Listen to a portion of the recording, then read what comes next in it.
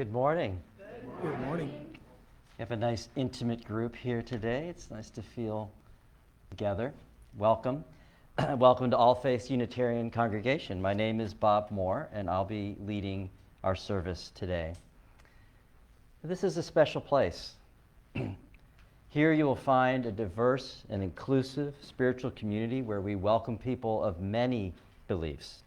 You can bring your whole self, your questioning mind, your full identity, and your expansive heart.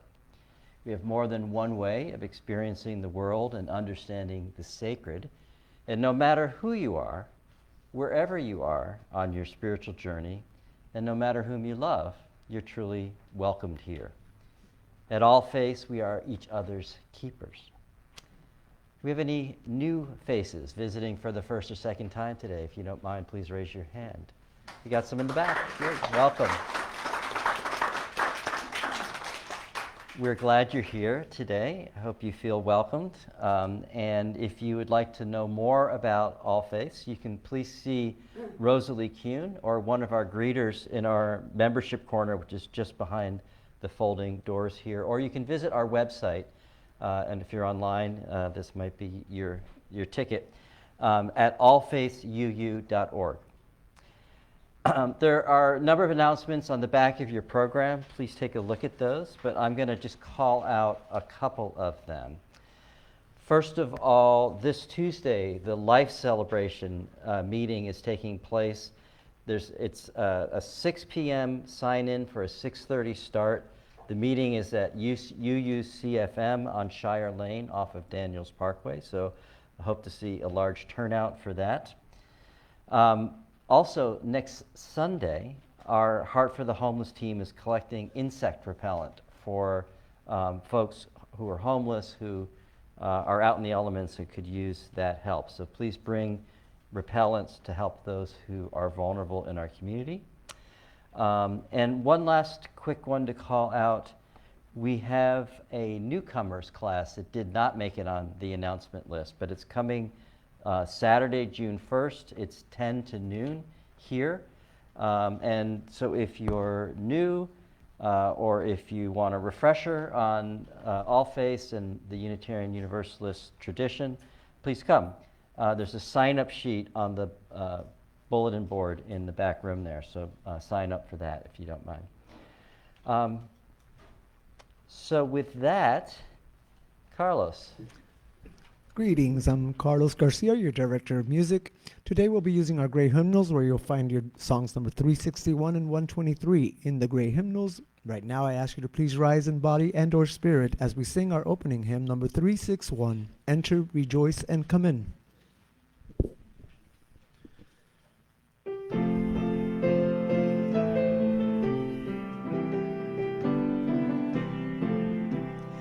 Enter, rejoice, and come in.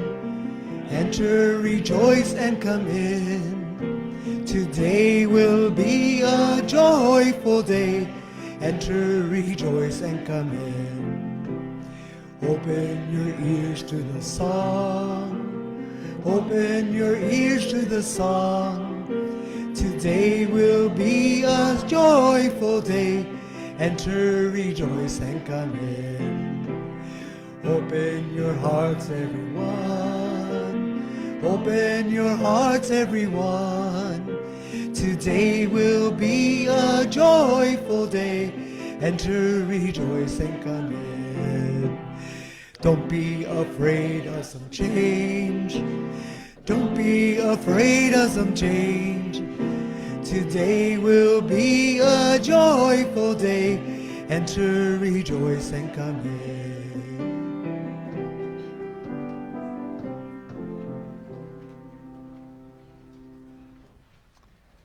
So, as Carol Heilsberg comes forward to light the chalice, please join me in reciting.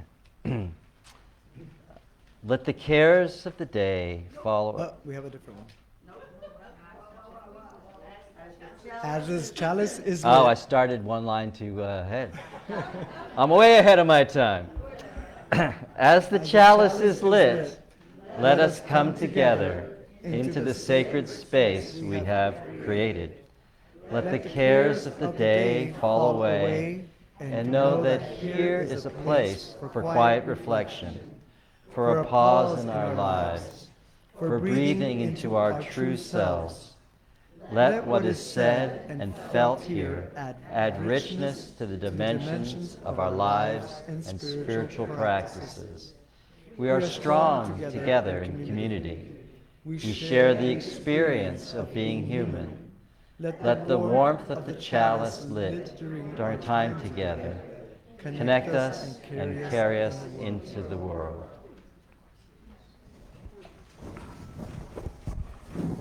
Good morning, all faiths. Oh, that was very strong.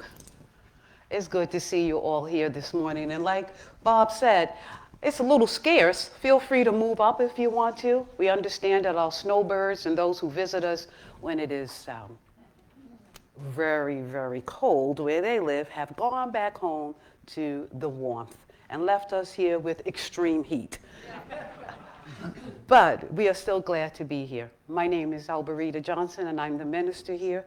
And right now, I would like to invite you up as we share our joys, sorrows, and gratitudes. Please line up right here if you would like, and you could use this microphone. Let me just get it on. Okay. Good morning. I'm Carol Heilsberg. And first, I would like to express my gratitude to Carlos for suggesting that I try out the Southwest Florida Voices Chorus because it's wonderful. And our concert on June 8th, our director has put together a program of songs of love, hope, and doing what's best for the world, which we all need right now. Anyway, I have tickets for sale to the dinner and show.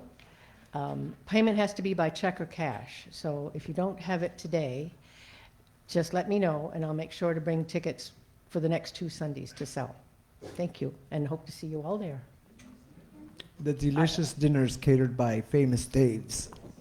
And I'd like this chalice for the concert that is coming up. I used to be the president of the Gay and Lesbian Chorus that she's referring to, and I can tell you they are an outstanding bunch. You will not be disappointed when you go to hear them sing and enjoy the dinner. Thank you so much. Anyone else? Joy, sorrows, gratitude. Okay, well, I'll just come on up. No one else is going to do it. Come on, Dottie.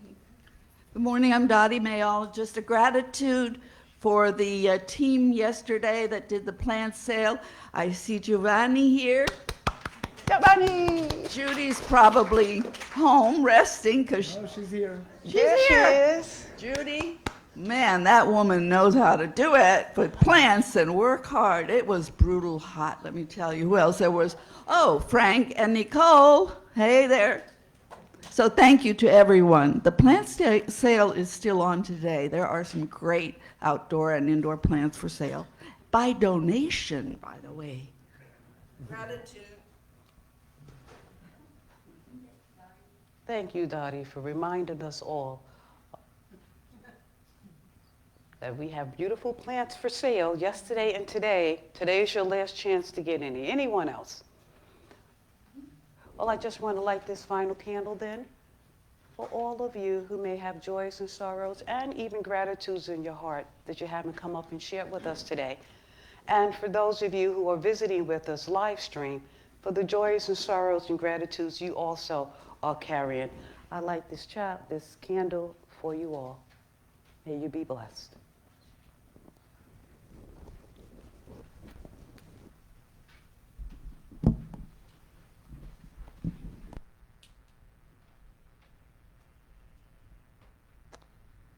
So take a moment now to come inside yourself and close your eyes, take a deep breath, and let's turn our minds and our hearts to today's service and contemplate our blessings.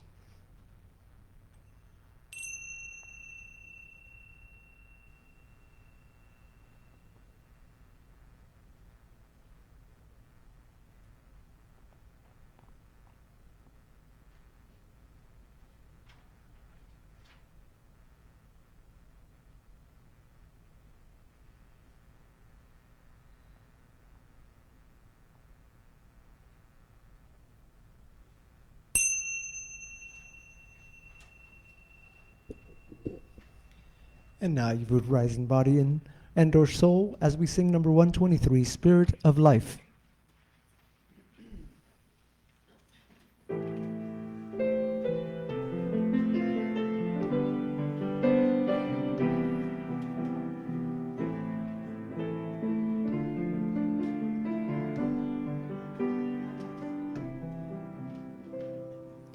Spirit of life, come unto me. Sing in my heart all the stirrings of compassion. Blow in the wind, rise in the sea, move in the hand, giving life the shape of justice. Roots hold me close, wings set me free. Spirit of life, come to me, come to me. Our opening words for today. Our opening words for today is the form of a letter before sailing to America in the spring of 1850. This letter is written by Sarah Margaret Fuller, 1810 to 1850, sometimes referred to as Margaret Fuller Ossoli. She was an American journalist, editor, critic, translator, and women's rights advocate, a Unitarian and associated with the American Transcendentalist movement. Here is her letter. I am absurdly fearful, and various omens have combined to give me a dark feeling. I am become indeed a miserable coward for the sake of Angelino.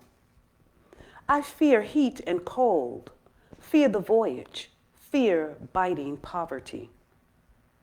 I hope I shall not be forced to be as brave for him as I have been for myself, and that if I succeed to rear him, he will be neither a weak nor a bad man. But I love him too much. In case of mishap, however, I shall perish with my husband and my child, and we may be transferred to some happier state. I have a vague expectation of some crisis, I know not what. But it has long seemed that in the year 1850, I should stand on a plateau in the ascent of life, where I should be allowed to pause for a while and take more clear and commanding views than ever before. Yet my life proceeds as regularly as the fates of a Greek tragedy, and I can but accept the pages as they turn. Footnote. Margaret Fuller died in a shipwreck off Fire Island in 1850 with her husband and child on their return from Italy.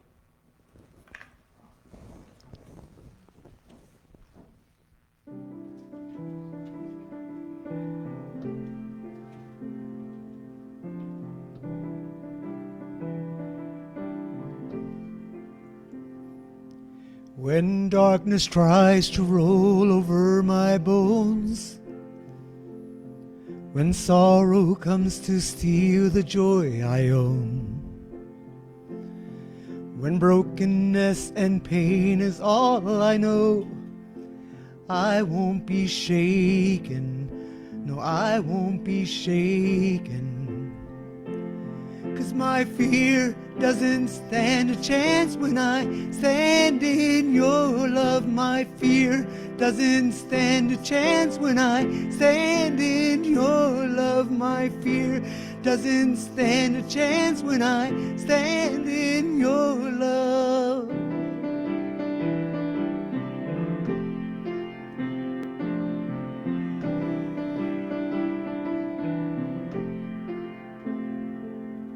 Shame no longer has a place to hide.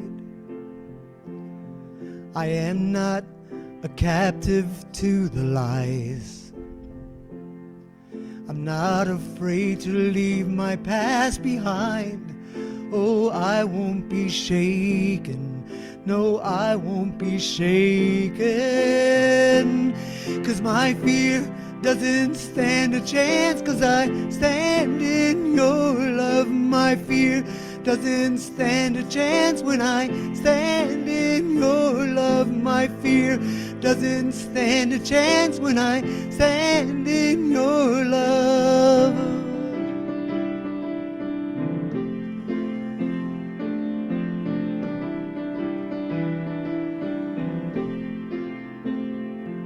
There's power that can break off every chain.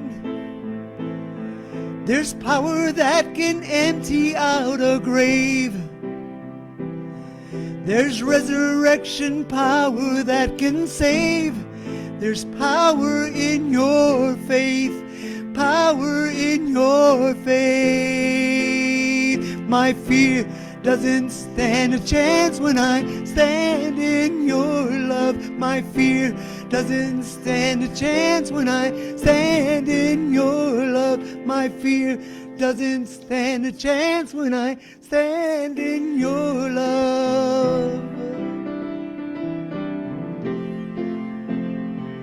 My fear doesn't stand a chance when I stand in your love. My fear doesn't stand a chance when I stand in your love. My fear doesn't stand a chance when I stand in your love.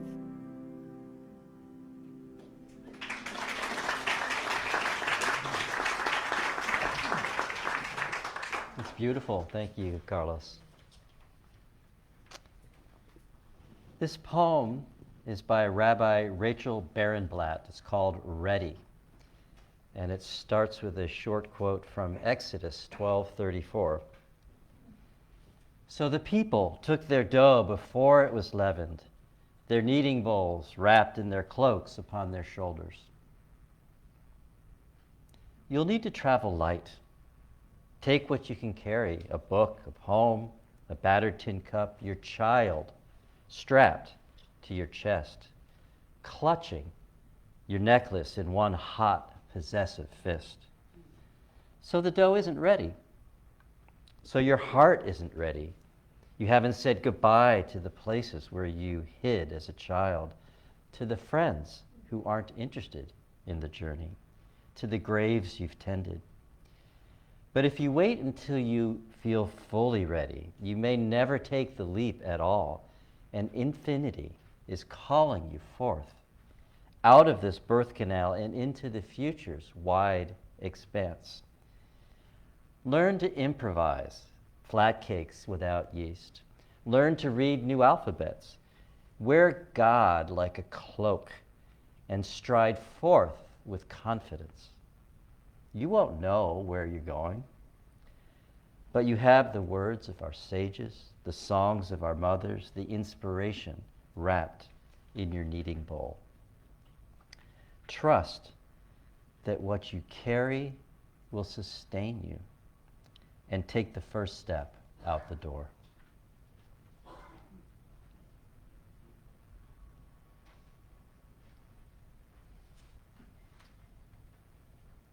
The reading? The hymn? Yes, hymn 318.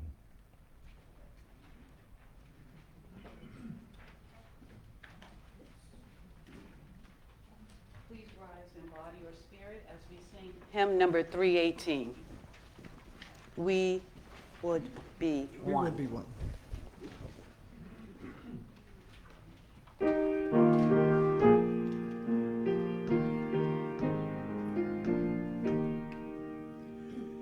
We would be one as now we join in singing our hymn of love to pledge ourselves anew to that high cause of greater understanding of who we are and what in us is true.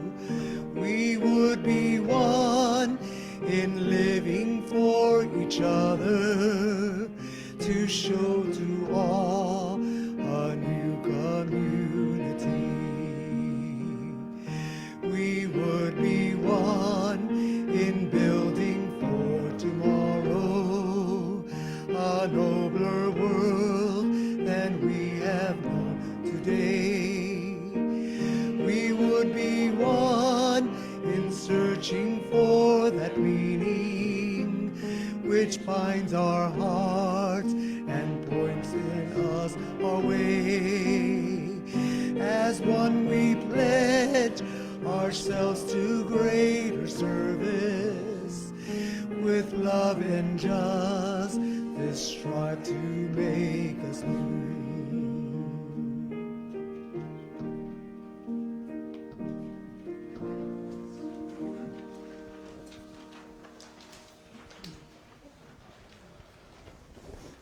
Okay, so we definitely are missing the chorus this morning, the choir.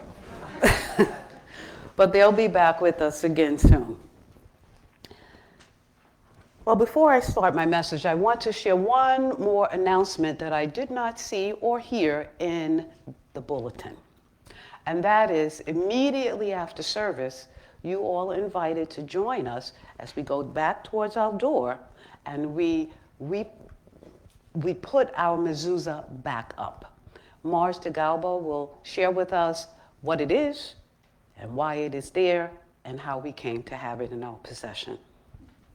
Okay, immediately after service. So let's not crowd around each other. Let's go over there and do this. Don't forget. All right, we'll block the door and won't let you out until it is done. Okay, so here we go. Today we're going to talk about sacred fear. There is a strange fear associated with religion. Somehow, it encourages one to be a better person while simultaneously being scary. I don't know if that's encouraging at all, but that is the fact. So I'm going to run down a few things that may sound a little odd, a little scary about religion. 2 weeks ago, we talked about the Nicene Creed and how it impacted the Christian world for generations, even with its many flaws. And last week, or maybe a little more than last week, I went to see a documentary about a mistranslation of the Revised Standard Bible that was written in 1946. This 1946 Bible went on to influence so many other Bibles. And because this important task was a group of men gathered together just like the Nicene Creed with the important task of translating the New Testament from the Greek language to English, ultimately creating a culture shift of anti-gay theology to explode. And October 7th, get scared, of this year, we have witnessed a war between two nations that are historically steeped in religion and religious piety. These two nations are thousands of miles away from America, and yet the United States is not simply watching or observing, but is very much involved. Additionally, the United States is deeply affected by the war, while she herself is suffering due to the rise of Christian and religious conservatism and fundamentalism and hate groups. In fact, I believe we might be witnessing an undeclared holy war right here in the United States. And now, continuing on, next month is Pride Month, and yes, there is conservative and religious outcry against the queer community, with many states, particularly Florida and the current legislature, basically shunning and attempting to shame the queer community, declaring war against corporations and institutions that openly support the queer community, while thousands are using the Bible and other religious texts to justify hatred and unjust wars and laws. I continue. Our local and state government are at a standoff with our universities, our university students, and faculty. Should I continue with why there may be an undeclared holy war going on? Is there any wonder why there is a falling away from churches, religious organizations, even religious occupation has faltered? And that is across the board. I, my friends, believe fear is the root. Fear. And that perhaps what I call sacred fear can impede the usual response to fear. We know the usual response: freeze, flight, or fight. It seems like fear has stirred up just one, and that is that urge to fight, to declare war. Not a good thing at all. And here we are in the midst of the fight and or flight reaction. Even some people feel if I just do nothing, all will be well. No. People have turned away. People have taken flight from the very places that can help them. So this morning I want to talk about what I call the petals like a flower. The petals of liberalism, petals of sacred fear, and the liberalism that it upholds. So first let me talk about why holy wars. What in the world are they? They are wars waged in support of religious causes. It appears that conservatism and or fundamentalism may be a foundation for holy wars. Both conservatives and fundamentalists can be dangerous and scary.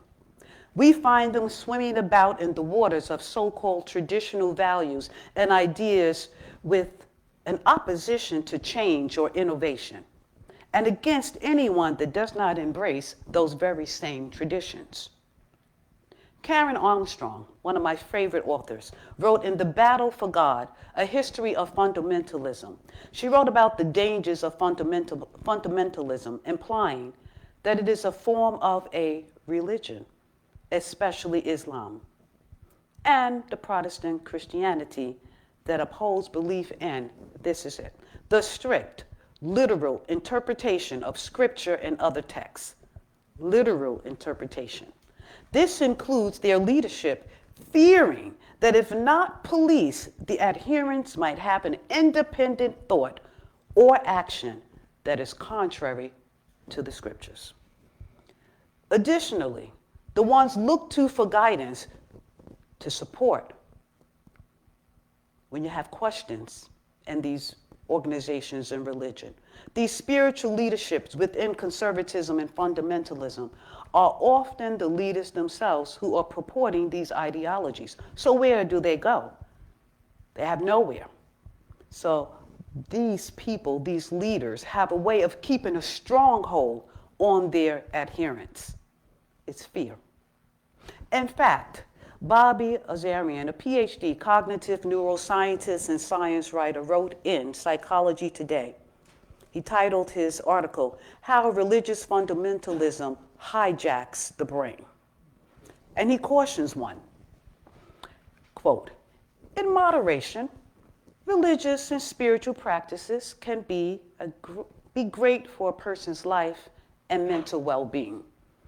But religious fundamentalism refers to the belief in the absolute authority of a religious text and/or its leaders. It is never good for an individual.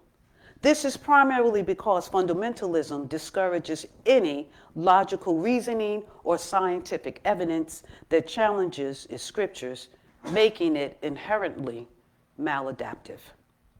And he later goes on to say, listen to this, calling fundamentalism a parasite. A parasite, saying, a parasite does not usually kill the host. Instead, it inhabits the host, as it is critically dependent upon the host for survival. It feeds off the host and changes its behavior in many ways that benefit the parasite's own existence. By understanding how fundamentalist theologies function and are represented in the brain using this analogy, we can begin to understand how to inoculate against them and potentially how to rehabilitate someone who has undergone ideological brainwashing. In other words, what is that? A reduction in one's ability to think critically or independently, end quote. This parasite analogy is similar to the phenomenon we talked about in the past called groupthink. I think some of you may remember. Groupthink is the practice of thinking or making decisions as a group in a way that discourages creativity or individual responsibility.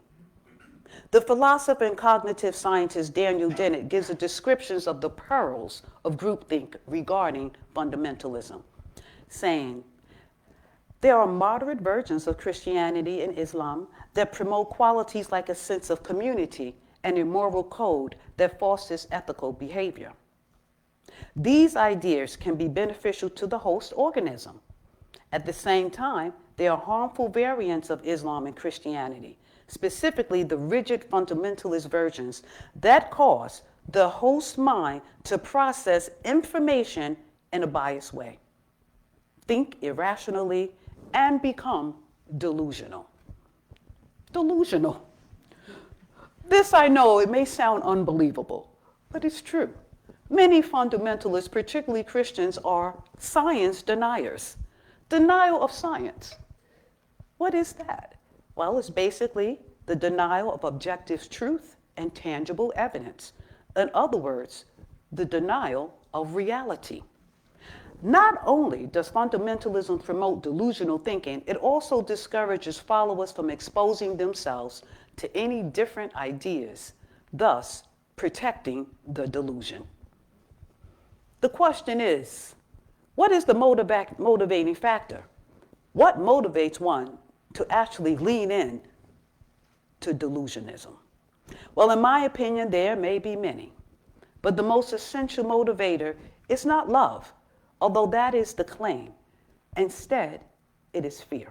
Let me give you a really simple explanation. If you have to scare me into believing what you think, I don't know if I want to be scared with you. Delusional. If I fear this, then I must yield to it. No.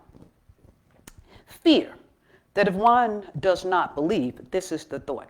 Fear that if one does not believe and accept the ideologies and practices, then one is not safe. And all those who do believe, accept, etc., are safe. Fear, the producer of the urges, again, fight, flight, freeze. It is under these circumstances that I believe us liberals have the upper hand. As Unitarian Universalists, we swim in the waters of liberalism. You see, my friends, Unitarian Universalism, ours is a sacred fear, but not the kind of sacred fear associated with gods, goddesses, and little gods. Research indicates, according to theological liberalism, that our sacred fear is based on religious liberalism as a form of religious thought that emphasizes inquiry and interpretation based on norms other than traditional authority. You see, ours is a faith, a religion of many varying beliefs regarding the great mysteries of creation and our universe. It is indeed sacred. Ours is not angry, nor filled with fear of sin, fear of death, fear of hell. Ours, instead, is an ever-widening circle opening to all with love at its center. Our Article 2 revisions that are about to be voted on, final revisions, about to be voted on at the Unitarian Universalist Association General Assembly next month. They have the values broken up into 6, like a beautiful flower. Think of these 6 petals with love at the center. That represents our covenant with the Unitarian Universalist Association, with the member congregations, and with one another right here. Within these revisions, we find nothing to fear. Yes, fear indeed can be a motivator. It signals that something is important or challenging.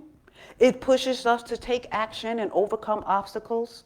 The psychological response to fear, including the release of adrenaline, enhances focus and creates a sense of urgency, and we become scared.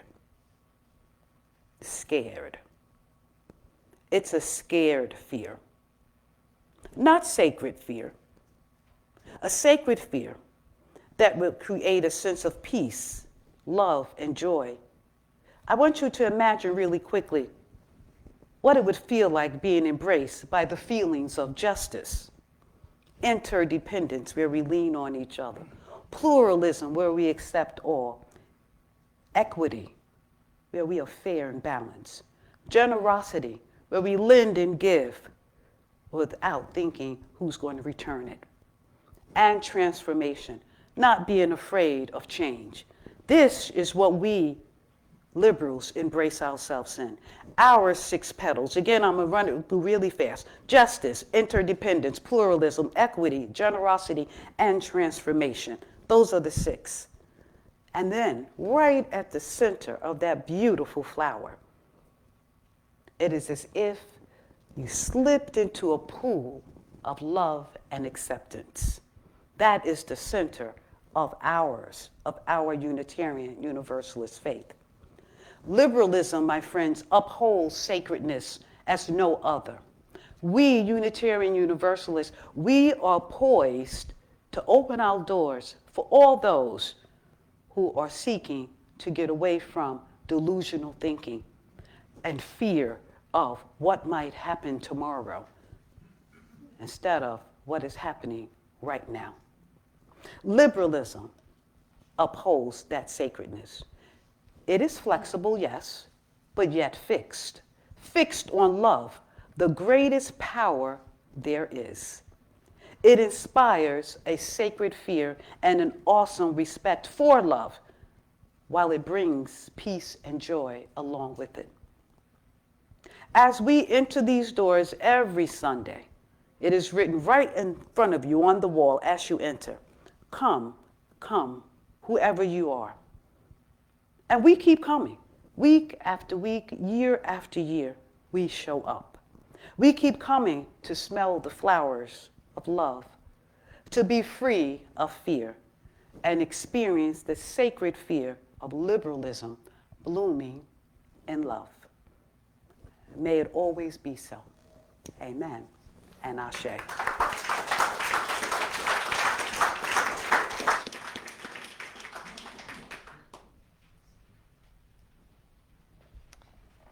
Here's to letting go of fear.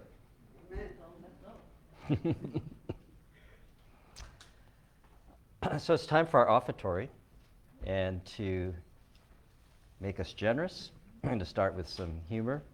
Might be a stretch at humor, but I'll give it a shot here. And looking at some jokes about fear, today's theme, I learned a couple of things.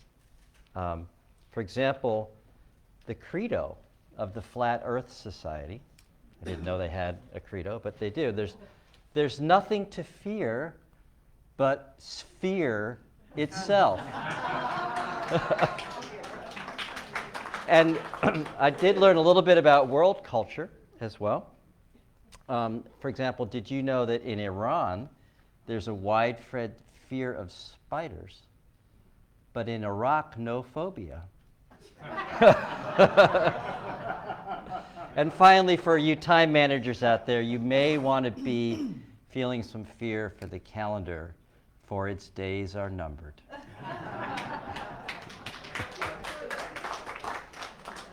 As always, we appreciate your generous donations, which support our dedicated staff, amazing staff, beautiful facilities, inspiring services, our interesting activities, and social outreach at All Faiths. So we also invite visitors to place their completed visitors cards in the offertory baskets. And if you're with us on the airwaves, you can mail your checks or visit our website at allfaithsuu.org. So our offering will now be taken.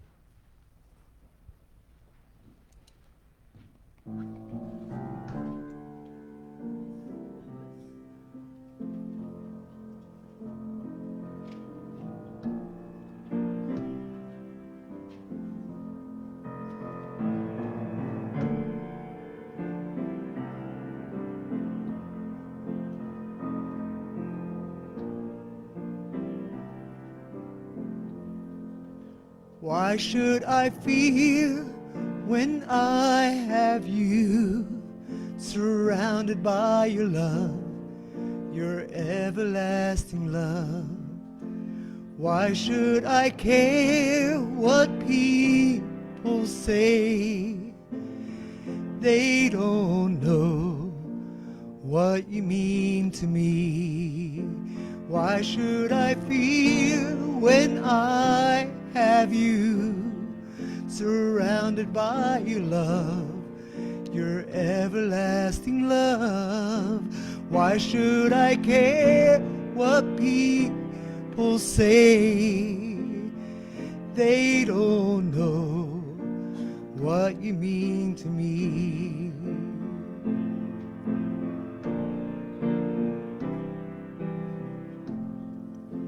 Why should I fear when I have you? Surrounded by your love, your everlasting love. Why should I care what people say? They don't know what you mean to me. They don't know who you are to me. They don't know the life with you and me. They don't know what you mean to me. They don't know who you are to me. They don't know how you love me so. They don't know the life with you and me. Why should I fear when I have you? Surrounded by your love, your everlasting love. Why should I care what people say? They don't know what you mean to me. They don't know who you are to me. They don't know how you love me so. They don't know the life with you and me.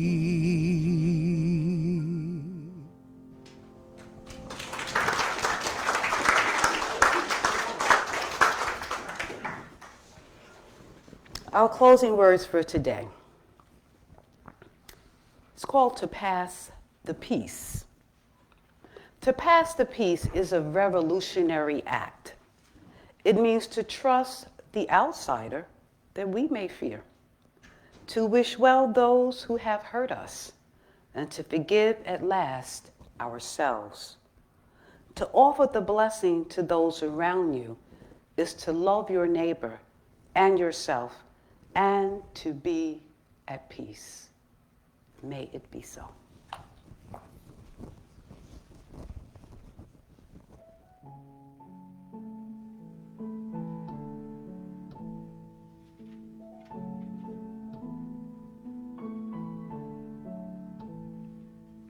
Every anxious thought that steals my breath is a heavy weight upon my chest as I lie awake and wonder what the future will hold. Help me to remember that you're in control. You're my courage when I worry in the dead of night. You're my strength when I'm not strong enough to win the fight. You are greater than this battle raging in my mind. I will cross the door. I will fear no more. I will lift my eyes. I will lift my cares. Lay them in your hands. I'll leave them there. When the winds and waves are coming, you shelter me. Even though I'm in the storm is not in me. You're my courage when I worry in the dead of night. You're my strength when I'm not brave enough to win the fight. You are greater than the battle raging in my mind. I will cross the door. I will fear no more. I will fear no more. I will fear no more. You're my courage when I worry in the dead of night. You're my strength when I'm not strong enough to win the fight. You are greater than the battle raging in my mind. I will cross the door. I will fear no more. I will fear no more. I will fear no more. I will fear no more. I will fear no more.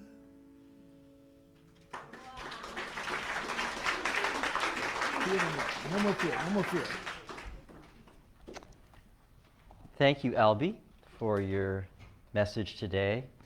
Let's all take it to heart and find ways to bring more sanity out into the world. And Carlos, thank you for the music. Your kind spirit always comes through in a very fine way. Thank you to Sharon on our camera, to Brad on sound, and to all the others who make the service and our congregation run smoothly. It's good to be connected in whatever way we can. And as Carol comes forward to extinguish our service, let's recite our closing words. We extinguish this flame, but not the light of truth, the warmth of community, or the fire of commitment.